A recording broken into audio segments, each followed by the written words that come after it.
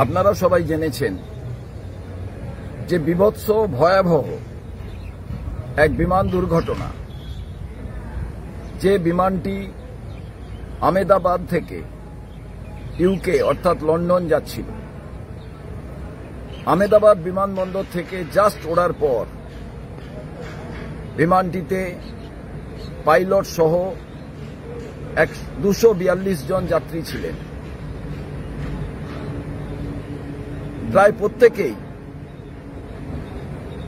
দারুণভাবে আহত এবং প্রত্যেকেই প্রায় মারা গিয়েছেন বলে অনুমান করা হচ্ছে। কিন্তু কোনোভাবে যদি কেউ বেঁচে থাকেন, আমরা সেই কামনাই করব। এই রকম বিভৎস বিমান যে দুর্ঘটনার কবলে পড়ল, আমরা বুঝতে পারছি না সারা দেশের মানুষ, এই রাজ্যের মানুষ, কোন রাজ্য থেকে কারা ছিলেন ওই বিমানে, সেটাও সবিস্তারে জানা যাবে। কিন্তু প্রথমেই আমরা শোক ব্যক্ত করি এবং আমরা মনে করি যে পরিবারের মানুষেরা এই বিভৎস বিমান দুর্ঘটনার কবলে পড়ে প্রাণ দিলেন, সেই পরিবারের পাশে সারা দেশ আছে। আমরা মনে করি যে ভারতবর্ষের সরকারকে বিশদভাবে ভাবতে হবে। দুর্ঘটনায় যে কোনো সময় যে কোনো দুর্ঘটনা ঘটতে পারে, কিন্তু সরকারকে সচেষ্ট হতে হবে, যাত্রী সুরক্ষার বিষয়ে ভাবতে হবে।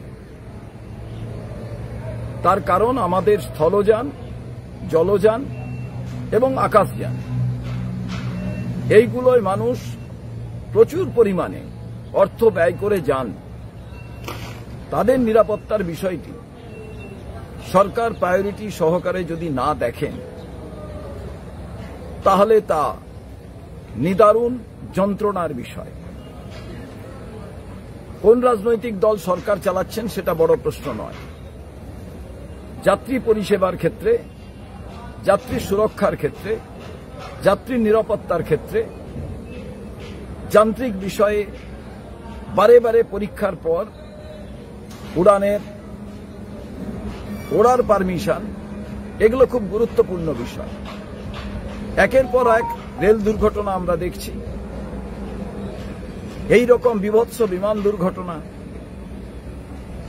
প্রশ্ন এখানেই, ডিপার্টমেন্টাল মন্ত্রী, সে যে দপ্তরই হোক না কেন, তাদের রাজনীতির বাইরে অ্যাডমিনিস্ট্রেটিভ যে কিছু কাজকর্ম আছে সেটা দেখা জরুরি। যারা মারা গেলেন তাদের পরিবারের পাশে জাতীয় কংগ্রেস আছে, সারা দেশ আছে। এই রকম বিভৎস বিমান দুর্ঘটনার পেছনে অন্য কোনো কারণ আছে কিনা সরকারকে নিশ্চিতভাবে খুঁজে বার করতে হবে। কিন্তু যে পরিবারের মানুষেরা চলে গেলেন, তাদের সবথেকে বেশি ক্ষতি হল ইরিপেয়ারেবল লস। সেই সমস্ত পরিবারের পাশে আমরা সবাই আছি। অতি দুঃখজনক ঘটনা, এবং সেই দুঃখজনক ঘটনার আজকে আমরা সবাই সাক্ষী থাকলাম। বিভৎস এই ঘটনার আমাদের চোখের সামনে ঘটল। সরকারকে বলবো, আগামী দিনে যাত্রী সুরক্ষার বিষয়ে ভাবুন। ছেলেখেলা হিসেবে যদি ডিপার্টমেন্টকে দেখা যায়, মন্ত্রিত্বকে দেখা যায়, তার পরিণাম কিন্তু ভয়ঙ্কর। তারই একটি উদাহরণ হিসেবে এই বিমান দুর্ঘটনা। আমি নিশ্চিতভাবে মনে করি সরকার গুরুত্ব সহকারে ভাববেন।